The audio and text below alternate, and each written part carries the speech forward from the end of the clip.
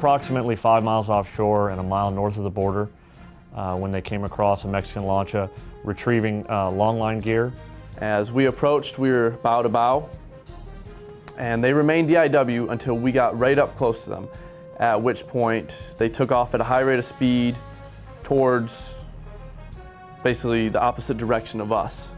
And what that did was that gave them a head start. This was not a typical lancha interdiction.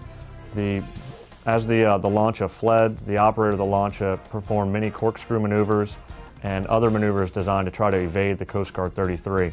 At one point, including using his lancha to try to ram the Coast Guard vessel. At one point, my crew members were yelling that he was going to strike the engines.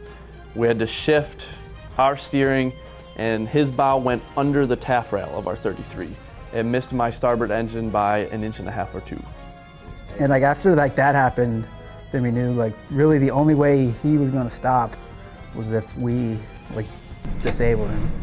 Vessel on my port bow, vessel on my port bow, stop your vessels. The United States Coast Guard, prepare to be boarded, prepare to be boarded. Alto, alto, Laguardia Costa, Laguardia Costa, alto, BM2 alto. Gutierrez was talking to them in Spanish and in English. I remember we got real close to them and he was like yelling out the window and out the door at them because we were close and they can hear, like we can hear them and they were talking to him. And he was telling them to stop the boat and he was giving it over a loud hailer, telling them to stop, they just wasn't stopping. Then BM3 Peacock set up for flashbang shots for warning, step 2. BM2 didn't give him the right ahead to do that. We fired the first round. They just looked at us and continue on trying to escape. Gunner load, second round, LA-51 flashbang. Aye! Second round, LA-51 flashbang, loaded! Roger, I've got surface action to port. Target is off the bow for warning shots, off the bow for warning shots only. Let me know when you're on target and tracking. Aye! On target and tracking, I got a shot! Open fire! Aye! They didn't work. He continued south.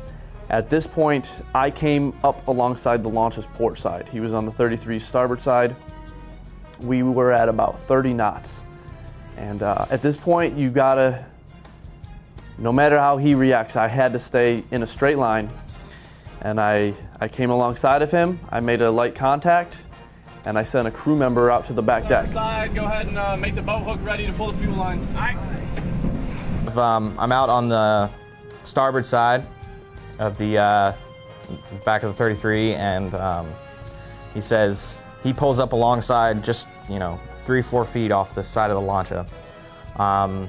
Petty Officer Haney was grabbing onto my life jacket. Thank God he was there. Like the second one, he got it and he really had to tug it out and really give it a pull. But he had me, and I put 2 hands on the boat hook, yanked it, and luckily the priming bulb came off, so they couldn't reattach it. So at that point, the boat started coming down a little bit.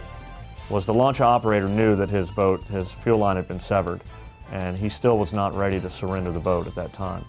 While they were stopped, as it was reported, while they were stopped, the launch operator actually maneuvered the bow of his boat to point towards our boat, and with his outboard engine still running, because there was still gas in the line, made a motion that he was going to throttle the boat up and ram our boat one more time. At which point the coxswain made a quick decision and discharged pepper spray in the direction of the operator, at which point he said that enough was enough. The unit works together great, and I'm really proud of how that crew worked as a team that day. There was so many moving pieces, so many different things going on at a time. Every single person on that boat had a role. They executed that role perfectly, and luckily, that lancha was stopped safely.